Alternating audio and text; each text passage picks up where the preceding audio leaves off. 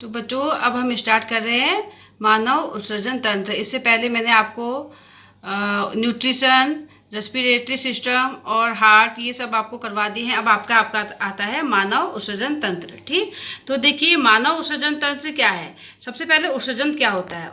उत्सर्जन है ना, तो वह जय प्रक्रम जिसमें जीवों में उपापचयी क्रियाओं में जनित हानिकारक नाइट्रोजन युक्त पदार्थों का निष्कासन होता है, उत्सर्जन कराता है। देखो बच्चों, जो हमारे शरीर में जितनी उपापचयी क्रियाएं होती हैं उसके बाद जो हानिकारक पदार्थ होते हैं, जैसे नाइट्रोजन युक्त होते हैं ये पदार्थ, ठीक, इनका भी शरीर से निकलना क्या होता है, बहुत ही आवश्यक होता है।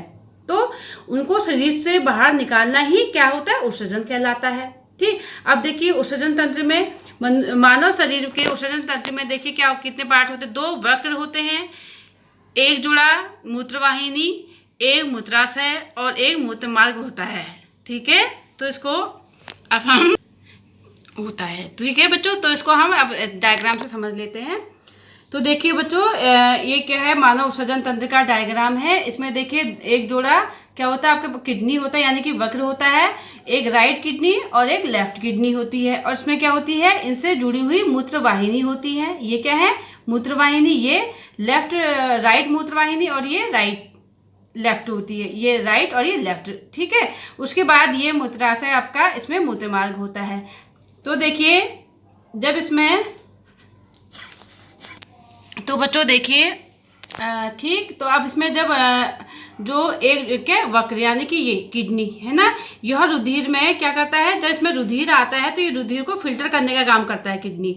यहाँ से रुधिर जो होता है वक्र रुधिर को फिल्टर करता है और फिल्टर करने के बाद क्या करता है, यहाँ से जो अवशिष्ट हानिकारक पदार्थ होते हैं उसको मूत्रवाहिनी में भेजते हैं। ठीक, यहाँ से वो अवशिष्ट हानिकारक जो पदार्थ होते हैं वो मूत्रवाहिनी में आते हैं और मूत्रवाहिनी से आने के बाद ये हमारे कहाँ आते हैं, मूत्राशय में आते हैं और इसको जहाँ कलेक्ट कर लेते हैं और फिर इसको क्या कहते हैं, मूत्र मार्ग से बाहर निकाल दिया जाता है। ठीक है ना, तो देखिए अब ये देखिए दो किडनी है इसमें, यहाँ से जब किडनी ब्लड को फिल्टर करती है, फिल्टर करने के बाद हानिकारक पदार्थ को जो वक्र होता है मूत्रवाहिनी के द्वारा मूत्राशय में भेजती है। मूत्राशय में ये क्या होता है, मूत्र कलेक्ट होता है और यहाँ से फिर मूत्र मार्ग द्वारा बाहर निकाल दिया जाता है। ये क्या हमारा उत्सर्जन, मानव में उत्सर्जन तंत्र है। तो अब नोट्स देख लेते हैं बच्चों। तो देखिए वक्र यानी किडनी, यह रुधिर को छानता है और हानिकारक अवशिष्ट पदार्थों को बाहर निकालता है या बाहर करता है। मूत्रवाहिनी आता है उसके बाद, वक्र में मूत्र बनने के बाद मूत्रवाहिनी से होता हुआ मूत्राशय में एकत्रित हो जाता है।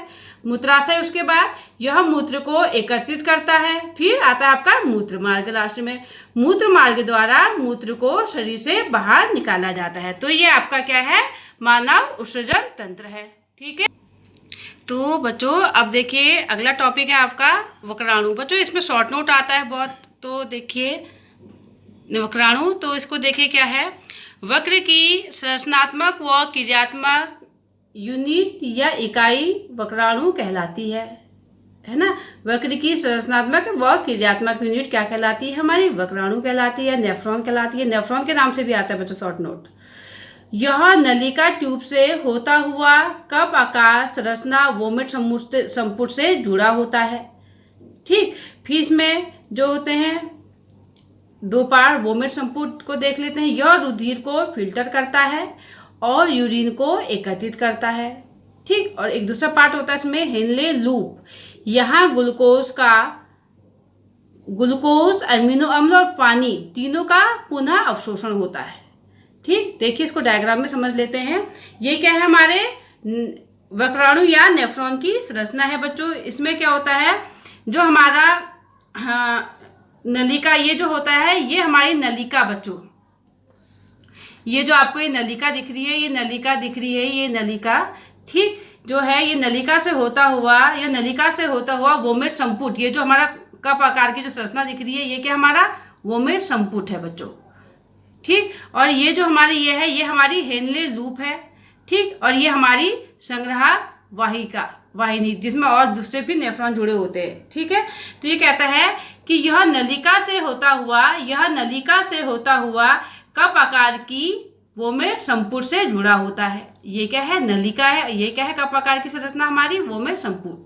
ठीक, तो वक्र जो है किडनी हमारा नलिका से होता हुआ कप आकार की संरचना वोमेर संपुट से जुड़ा होता है।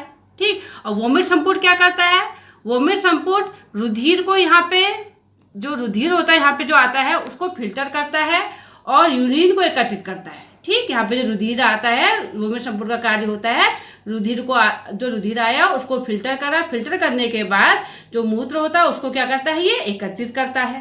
ठीक, अब हमारा जो हेनले लूप होता है, जो हेनले लूप क्या करता है, यह ग्लूकोज का, अमीनो अम्ल का और पानी का पुनः अवशोषण कर लेता है।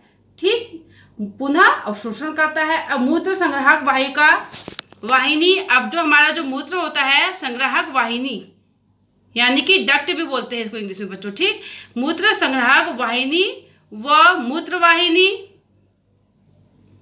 से होता हुआ मूत्राशय में अस्थायी रूप से एकत्रित होता है। मूत्राशय के दाब द्वारा मूत्र मार्ग द्वारा बाहर निकाल दिया जाता है बच्चों। ठीक है, तो देखिए फिर से यहाँ पे जो होता है, ये क्या होता है, नलिका से होता हुआ वोमेर संपुट से जुड़ा होता है, जो कि आने वाले रुधिर को फिल्टर करके मूत्र वाहिनी को क्या करता है, मूत्र को मूत्र वाहिनी में भेजता है। मूत्र वाहिनी में भेजने के बाद ये क्या करता है, मूत्राशय में जाता है। मूत्राशय में यहाँ पे मूत्र एकत्रित होता है मूत्राशय में, और उसके बाद क्या होता है, मूत्र मार्ग के द्वारा बाहर निकाल दिया जाता है बच्चों। तो इसमें बच्चों नोट्स में देख लेते हैं। देखिए, वोमेर संपुट यह रुधिर को फिल्टर करता है और यूरिन मूत्र को एकत्रित करता है।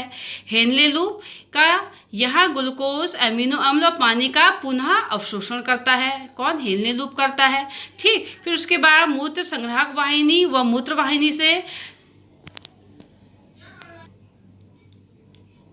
ठीक, मूत्र वाहिनी से होता हुआ मूत्राशय में अस्थायी रूप से एकत्रित होता है और फिर मूत्राशय के दाब द्वारा मूत्र मार्ग द्वारा बाहर निकालता जाता है। ठीक हो गया। तो ये था बच्चों मानव में उत्सर्जन तंत्र पूरा हो गया ये आपका। ठीक, अब आता है पादप में उत्सर्जन। देखिए प्लांट में, देखिए पादप में कैसा होता है, पौधे ऑक्सीजन को रंध्र द्वारा बाहर निकालते हैं। एक तो ये पॉइंट होता है, जो पौधे होते हैं ऑक्सीजन को कैसे करते हैं, स्टोमेटा मैंने पहले भी आपको बताया था पार्ट में कि रंध्र द्वारा ऑक्सीजन को बाहर निकालते हैं। ठीक, वाष्पोत्सर्जन प्रक्रिया द्वारा पौधे अतिरिक्त जल को वायवीय भागों द्वारा बाहर निकालते हैं। ये भी क्या करते हैं, एक टाइप का पादप में उत्सर्जन होता है। ठीक, बहुत से पौधे अपशिष्ट पदार्थों को कोशिकीय रितिका में संचित करते हैं। कुछ क्या करते हैं पौधे, जो अपशिष्ट पदार्थ होते हैं, जो कोशिकीय रितिका होती है उसमें उसको संचित कर देते हैं। ठीक, कुछ अपशिष्ट पदार्थ जैसे कि रेजिन, गोंद के रूप में पुराने जाइलम में रहते हैं, पुराने जाइलम में रहते हैं। ठीक, कुछ पौधे जो होते हैं अपशिष्ट पदार्थों को मृदा में भी उत्सर्जित कर देते हैं। ठीक, और कुछ पौधे पुरानी पत्तियों और छाल को भी गिरा देते हैं। तो बच्चों इसमें देखिए मेन पॉइंट ये है, पहला तो पौधे जो होते हैं ऑक्सीजन को रंध्र द्वारा बाहर निकालते हैं, एक तो ये होता है इसमें। दूसरा, वाष्पोत्सर्जन प्रक्रिया द्वारा पौधे क्या करते हैं, जो उसमें अतिरिक्त जल होता है बच्चों, उसको देखा होगा आपने, वायवीय भागों यानी बाहरी अपने भागों द्वारा जल के रूप में निकालते हैं, जिसको हम वाष्पोत्सर्जन प्रोसेस में पहले भी बता दिया है ना, उस पर जल को बाहर निकालते हैं। तीसरा पॉइंट एक ये देख लीजिए ज़्यादा, पौधे कुछ जो होते हैं, देखिए जो पुरानी पत्तियां होती है, छाल होते हैं, आपने देखा है ना, पौधे अपनी पत्तियों और छाल को गिरा देते हैं। तो ये भी क्या है, पादप में उत्सर्जन है बच्चों।